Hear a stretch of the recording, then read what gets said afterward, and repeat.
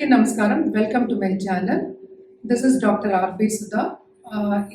Every month మనం చేస్తూనే ఉంటామంటే రాశి ఫలితాలు చేస్తూ ఉంటాము. ఇప్పుడు మే నెల రాశి ఫలితాల గురించి మనం మాట్లాడబోతున్నాము. దానికన్నా ముందు ఎప్పటికైనా సరే గోచారం మాట్లాడుకోవడం అనేది అంటే వెరీ ఇంపార్టెంట్ అనుకోండి. చాలా చాలా ఇంపార్టెంట్. ఎందుకంటే గోచార రీత్యానే 12 రాశులకి మనం రాశి ఫలితాలు చెప్పడం అనేది జరుగుతుంది.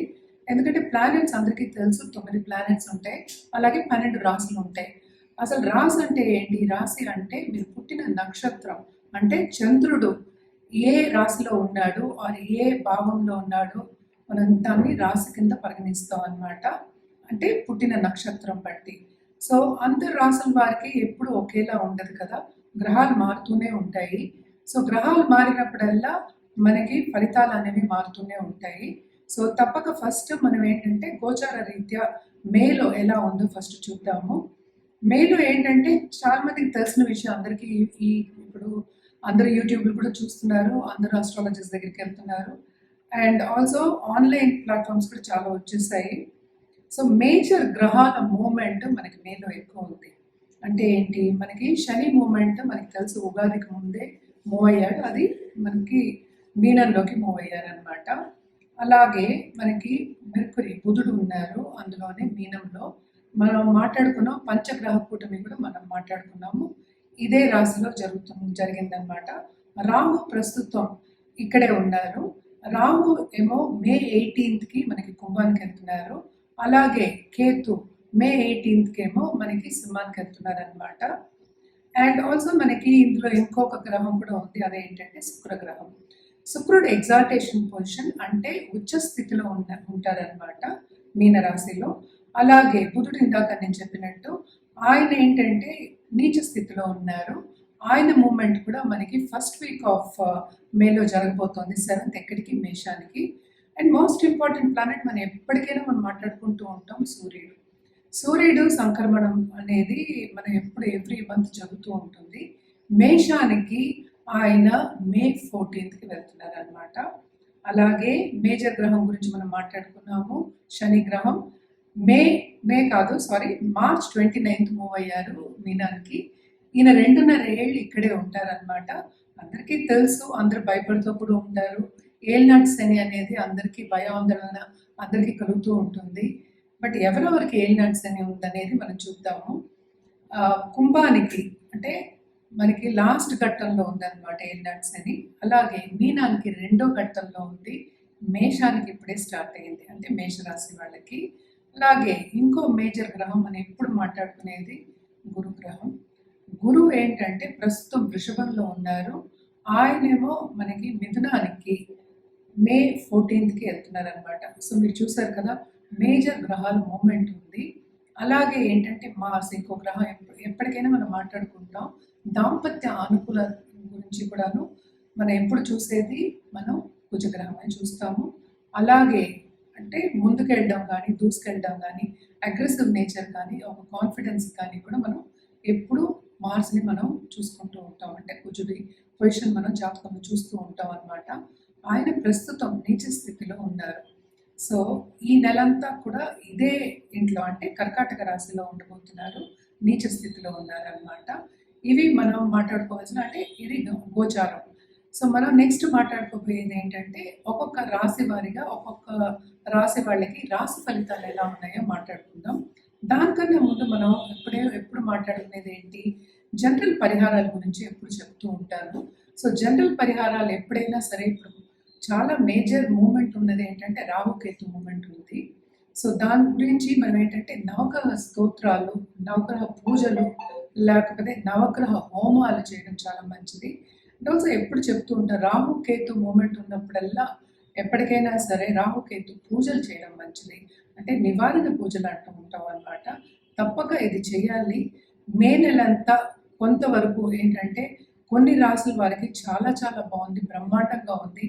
కొన్ని రాసుల వారికి అంత బాగాలేదు. ఇప్పుడు మనం చూద్దాము ఎవరెవరికి ఏ రాశి వాళ్ళకి ఎలా ఉందో మనం చూసుకుందాము. అండ్ పరిహారం విషయానికి వస్తే కనుక నవగ్రహాలు ఒకటి కాకుండా ఎప్పటికైనా నేను మాట్లాడేది శక్తి పూజలు చేసే వాళ్ళకి ఎప్పటికైనా స్ట్రెంగ్త్ అనేది చాలా ఎక్కువ ఉంటుంది. సో తప్పక పాజిటివ్ స్ట్రెంగ్త్ నేను చెప్పేది పాజిటివిటీ కూడా చాలా ఎక్కువ ఉంటుంది. సో నిత్యం మనం ఏంటంటే శక్తి పూజలు చేసేవాళ్ళు, అమ్మవారి పూజలు చేసే వాళ్ళకి ఎప్పటికైనా సరే చాలా బాగుంటుంది. ఈ గ్రహ ఇవి కూడా గోచరాలు అండ్ ఆల్సో ఫలితాలు కూడా కొంతవరకు వాళ్ళకి పాజిటివిటీని తీసుకొస్తాయి అన్నమాట. ఎప్పటికైనా నేను అడ్వకేట్ చేసేది కానీ చెప్పేది కానీ ఎవ్రీడే నిత్యం దేవి పూజలు చేయండి అని చెప్తూ ఉంటాం అనమాట. శక్తికి మించింది ఇంకా దేవతలు లేరు నా ప్రకారం. సో తప్పక శక్తి పూజలు చేసేవారు, అమ్మవారి పూజలు చేసేవారు మాత్రం బాగా చేయండి. అంటే నిష్ఠగా చేసుకుంటే ఇంకా చాలా మంచిది. ఈ పరిహారాలన్నీ చేస్తూ ఉంటే కొంతవరకు బాగుంటుంది. చాలా మందికి తెలుసు మేషరాశికి ఇప్పుడే ఏలినాడ్స్ అని నేను కూడా చెప్పాను. ఏలినాడ్స్ అని మొదలైంది. సో ఫస్ట్ ఘట్టంలో ఉంది.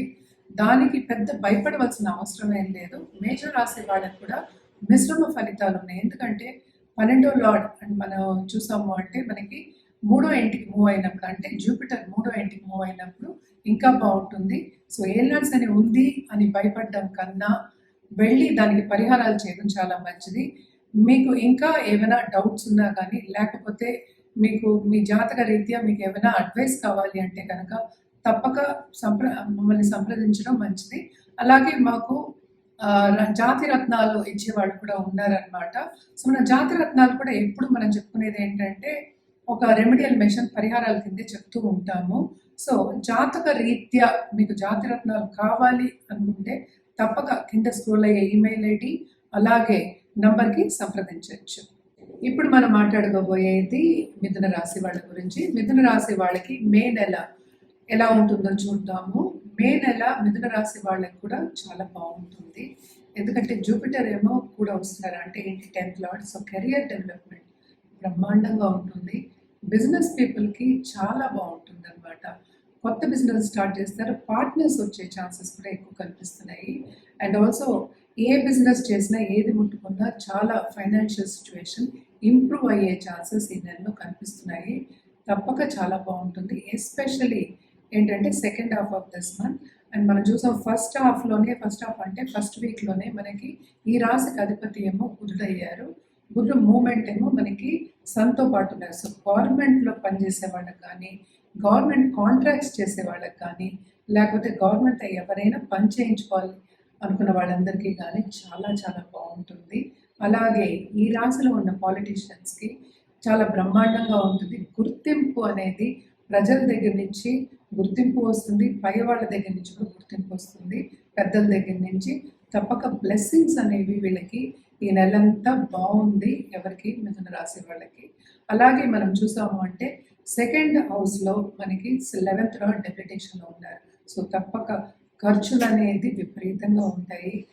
ఖర్చు పెట్టినందుకు ఏంటంటే మీకు శుభ ఖర్చులే ఉంటాయి.